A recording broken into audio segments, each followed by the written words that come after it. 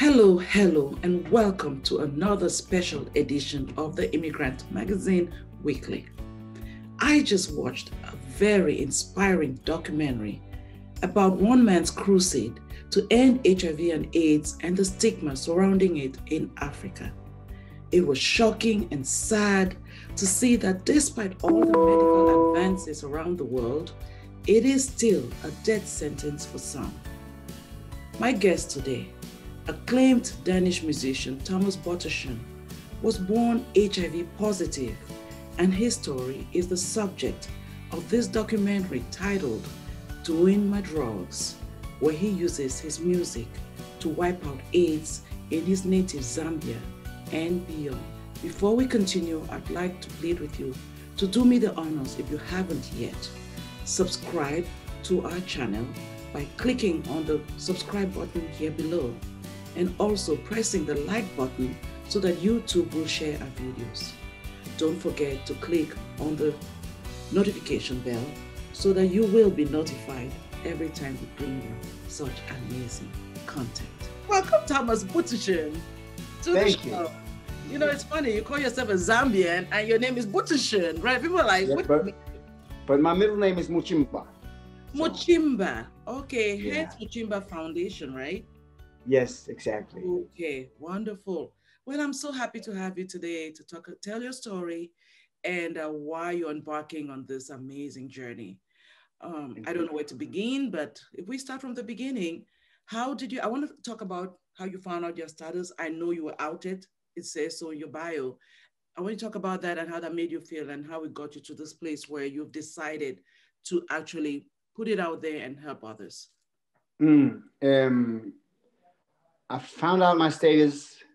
I feel like I've known it my whole life. You know, I was born HIV positive.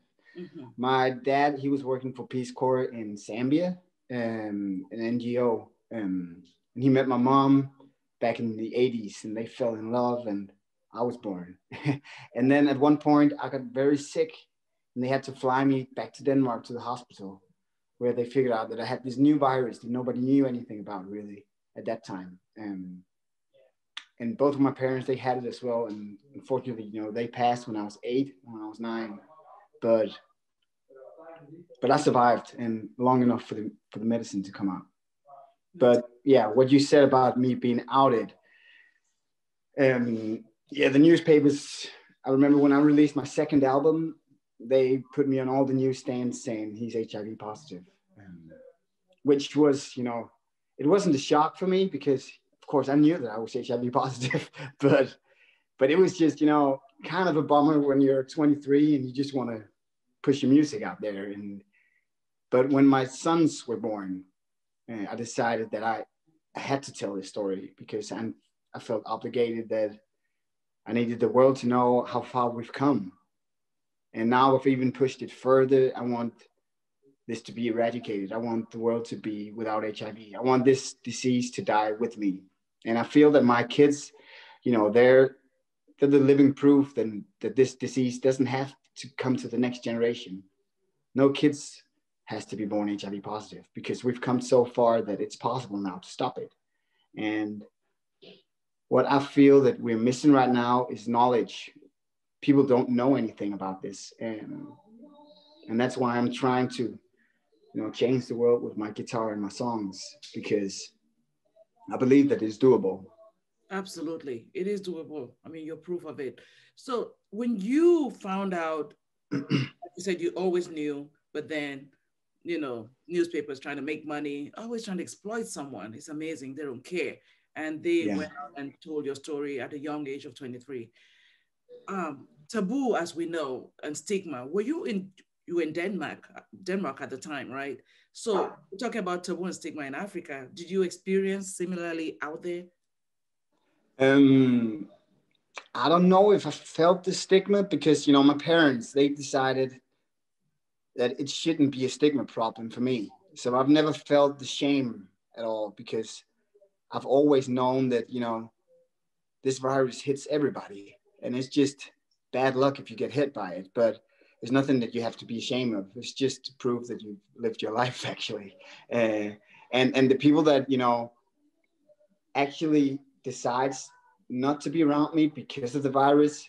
I feel that it's because I have failed to tell them how it works right now, because we've reached a point where they don't have to be scared of me, because I can't, because I'm taking my pills, I'm doing my drugs. Yes, drugs. That means that I'm unable to pass this disease on, even if I want it. I don't want it, but it's impossible for me, for them to be scared of me because of this virus. Yeah. And as soon as I can tell this to a cage man, I mean, that's what I want to do. I want everybody in the world to understand how far we've come, and to understand, don't be scared. Actually, the only thing you have to be scared of is people that don't want to know their status. Yes. Because if they know their status and they're infected, then they can get some medicine so they don't infect others. But if they don't know their status, chances are that they could actually have the virus and then spread it on. So we want people to know their status. If they're ill, do something about it. Save lives. Absolutely. So you decided to take this trip to your native Zambia. Yeah. Why did you make that decision? I was traveling in Zambia. I was down visiting family. I've got a huge family down there. And at one point, I talked to my aunts and my uncles, and we talked about my mother. And during that conversation, all of a sudden, I figured out that they didn't know that my mother, she had AIDS. They didn't know that. So I was pretty shocked about that, because in my book, if you carry something that's deadly and you're scared, please tell the people that you love and the people that love you about what it is, so they can help you and get through it together. But she never even told them, because she was too ashamed and she was too scared about that. And what I figured is, if you are unable to even tell the people that you love how it is, then stuff has to change. And yeah, and basically that's still what I'm trying to do. I know people that are HIV positive even in Denmark, and they don't want to tell the people that they love that they have it, because they're scared that they're going to be pissed away. Yeah. What was the impact of sharing that knowledge, that information with your aunts in the family? Um, were they shocked? Did they act shocked? Or did they always know? I'm from No, Africa. they weren't shocked. They were more like, okay, now it all makes sense to us. Now we understand, because even the doctor told them that she had yellow fever, and some told them that it was malaria. So it was actually, when I heard that story, that's when I figured out, because some of them said no, she died of yellow fever, and some others said she died of malaria. So I was like, they don't even know she was HIV positive. They didn't know she had AIDS. But they were the ones that really, empowered me and gave me motivation to make the foundation that I built up afterwards, because of the conversations that we had, because they were like, hey, this needs to stop. We need to do something. And I was like, yeah, we need to do something. And, I know that I have a voice through my music and through my songs and through my talent of telling stories. And that's also why, we made this documentary, because I believe that it's all about storytelling. If you want to educate somebody, please just do it in a nice way, where they don't feel like somebody's pointing the finger saying, don't do this, don't do that. But I mean, it's easier if you want to hit the young people. Hey, there's this cool movie. Go see this movie. There's this concert with the guy with the fro. He's got an electric guitar and he's going to sing some songs. And then, some of them probably won't even know that they got the knowledge through the songs and through the music, yeah. But it will have an impact. Right. I'm certain about that. Yeah, I'm curious to know what impact did it have on you when you found out the kinds of stories and the misconceptions, and even worse, you met people that could have been your peers who were shocked. You told them that, listen, I'm living undetectable, right? What shocked you the most? Was it the fact that they didn't even know there were drugs? They didn't know that they could be undetectable if they had it, and so on and so forth. What are some of the misconceptions surrounding HIV and AIDS in Zambia and Africa in general? In general, what I'm most shocked about is that they're so scared of knowing their status. it's like they rather die without knowing, because that's what they believe is happening. They believe that if they get the virus, then they're going to die. So they rather die without knowing that it was the virus. But what they need to know is that if we know their status and they're sick, we can help them not to die. But if you figure out too late, you know, HIV is going to turn into AIDS, and then it's going to turn even worse, you know. So if you don't find out in time, then it's deadly. And so I was shocked about the fact that a lot of them, they rather not know than know, because they didn't know. Does that make sense? You know, I'm trying to piece it together. Yeah. Myself, I watched the documentary. And also, I was shocked that they thought that if they had it, it would gonna be so expensive for them to get the medicine. And I was shocked that they didn't even know that there's like medicine that's given away from free because of, you know, some big foundations. They're paying for that. Oh, sorry. It's okay. Come back on. You there? Is it on? Great. Yes. Sorry. That's okay.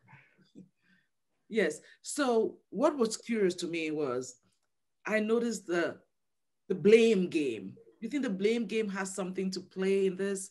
Because there was the situation how the women and the men, the dichotomy of who was to blame.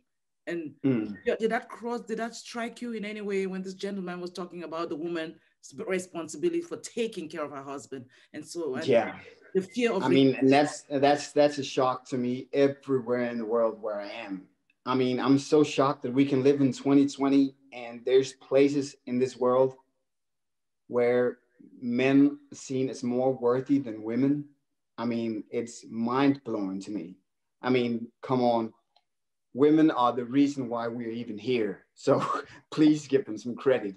And what I'm thinking is just it's a global problem that, you know, it's a whole other discussion. But the whole fact that women are paid less for doing the same job as men, you know, I don't understand this. Because I believe that, you know, your gender, your ethnicity, you know, we're all the same basically. So I'm shocked about the fact that culture is just so different compared to the stance that I feel that I have in my body. And of course, it's not the women's fault that the men are going to go sleep with somebody else. It's because the man is, sorry. So we need to educate the man. If you go sleep outside and contract it, aren't you to blame? Why you blame the woman? Because I think that victimization also that maybe is making, you know, people not come forward and not get tested. What do you think? Yeah, I agree. You know, it's a huge problem. And even the fact that a lot of the men, once the women are pregnant, they don't want her to get an HIV test because, you know, they're scared that she might have caught it because he brought it back home when he was out doing something else. It's just so wrong. It's wrong. And why is that even worse? Because now talking about the maternal, you know, the gestational period, talk about how a pregnant woman who's HIV positive, suppose your mom had known her status, you probably would not have contracted the virus. Is that true? I don't know how it worked back in the 80s, but today that's the truth today. It's like if the woman is infected, you know, and they figure out that, you know, during her pregnancy, you know, then the kid is not going to get it because the doctors are going to help and it's not going to happen. And yeah. Yeah, so that's a shame. So I think, like you said, it's really important to know your status. So that brings us to your music. First, I want to talk about the title, Doin My Drugs. You know, if you said go do your drugs in the United States, kind of like drugs. So why did you pick such first of all, how did that come about? And why do you pick such an edgy name for it? No, it's like, you know, look at me, look at my hair. I like to be edgy. Yes, you do. I don't know. I believe that if you want to tell something, you need to get people's attention. You want people to, if I was singing, you know, I'm doing my medicine because I want to protect you. I mean, it would sound different, right? Yeah. And instead of me saying I'm doing my drugs because I don't want to hurt you at all. And then people will be like, what is this guy singing about? I mean, and then hopefully what I feel, I don't want to say things too direct to people. I want people to think for themselves. And I believe that in my lyrics, people start thinking for themselves. You know, that's what you want to do. You don't want to, at least I don't want to, you know, tell people what to think or what to believe. I want them to think for themselves. That's absolutely true. Because if someone heard do my drugs, they may think you're encouraging them to do some ganja or something. And listening to the music, like,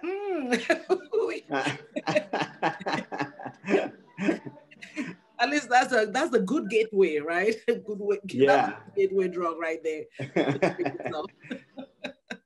So, so let me ask you, what role do you think as an artist that artists can play in advancing a movement like this, such as what you're doing?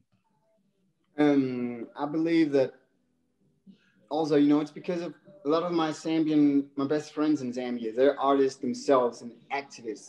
And they're also some of the people that, you know, have really inspired me to start making songs about things that matters, really, you know. And I know it's not like commercially, you know, it would be, it's not that great of a move if you want to do commercial music to make songs about certain subjects, but I just can't help that I feel that this is important. And I believe that artists, if we could just, you know, incorporate knowledge into our songs, especially in third world countries where so many people can't read and so many people don't have, you know, information through, you know, medias or papers and stuff like that. It's like songs can really, really educate. And so, yeah, that's what I'm thinking. So you then decided to do a concert. Tell us about that concert. Tickets were Yeah. taken. How did that come about, and how impactful can you have you been able to measure its impact actually?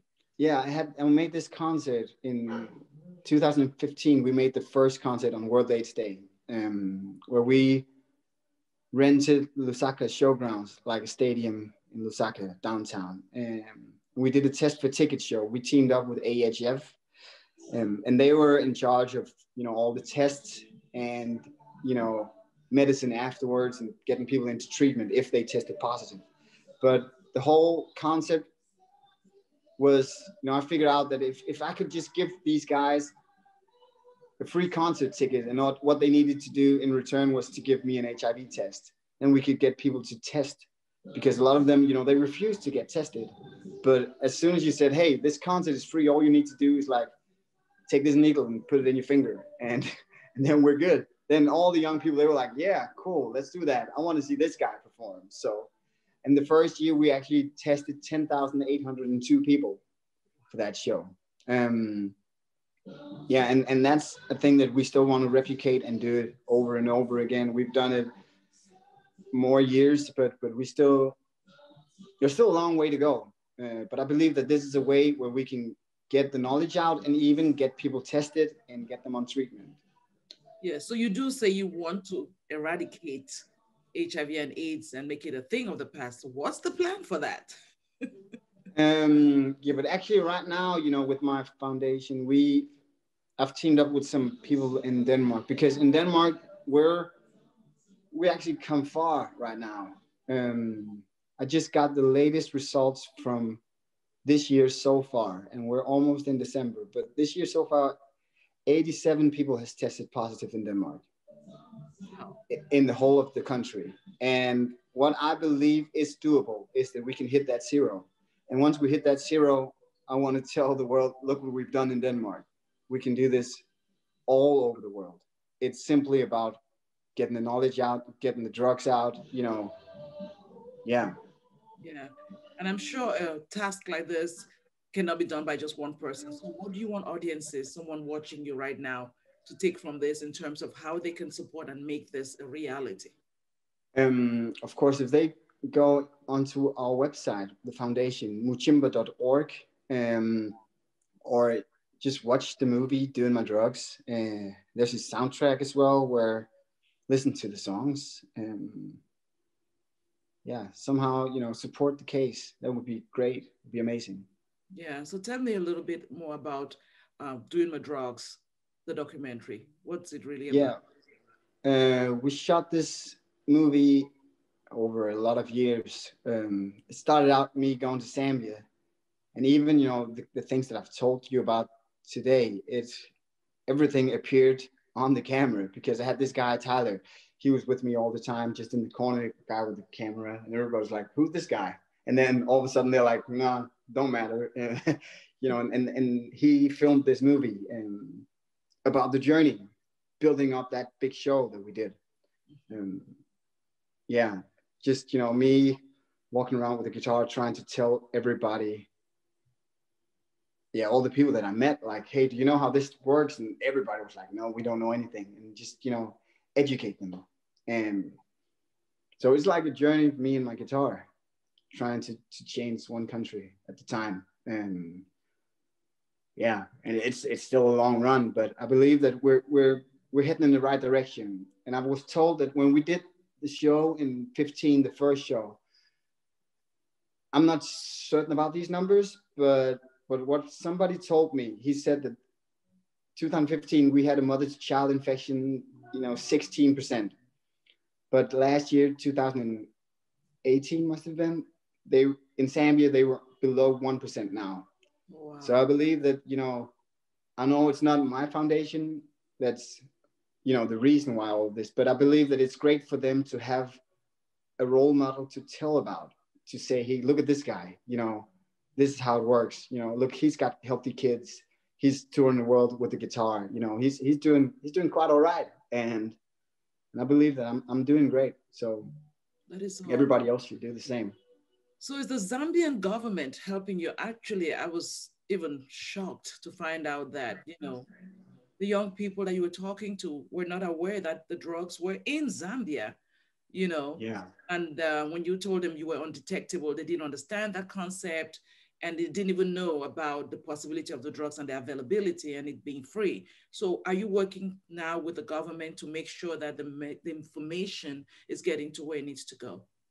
We're working on building up, you know, stronger connections. You know, we're in contact with the health minister of Zambia right now, and we've teamed up with UNAIDS as well. We were in Geneva, and we've been in China for different stuff as well, because, you know, this is a global problem, and I believe that if we really want to do this, it'd be great to take it from the top and down. So if we could get like presidents and ministers on board, you know, it would be a lot easier, instead of, you know, we started this out as a grassroots back in 2012, 13, 14, I don't know when we started. So yeah, we're still working on, you know, getting the right connections, but we're getting there and we're changing. Wow. I want to talk a little bit about what your parents will feel about this. Number one, you outed your mother in Zambia. Yeah. I don't know how she would feel about that, but yeah. For a good cause. For a good cause. What do you think your parents will be feeling about what you're doing right now? Dad didn't think that you'd be a musician or didn't want you to do music, go to school, do the regular chores and jobs and stuff. But you've turned out all right. What do you have to say to them? I believe, I don't know. I really hope that they would be proud. I really hope that they would look down and see, look what he made out of this, because it's like you have to just play the cards that you're given. And I know the first hand I was given wasn't a really good hand. So I really just had to wait and then just, you know, play the aces when they were ready. You know, it's just like you need to really work with what you've got. And I hope and I believe that my parents, they would, if they're watching from somewhere, I believe that they're saying, hey, he's doing all right. It's great. Absolutely. I mean, you're a parent yourself. What do you want for your children? I know you want to see this a thing of the past. What do you want for your children? It's quite simple, really. And it's kind of a cliche. I believe every parent's dream about that for their kids. I just want them to be happy. And I really just want them to feel love and feel joy. And I believe that if I can help them to feel the world is easier, then I would love to do that. And that's why, started out when they were born. I wanted the world to know that my boys are not infected, and they shouldn't have to live with that stigma or taboo or anything. So yeah, I really just want my kids to be happy, basically.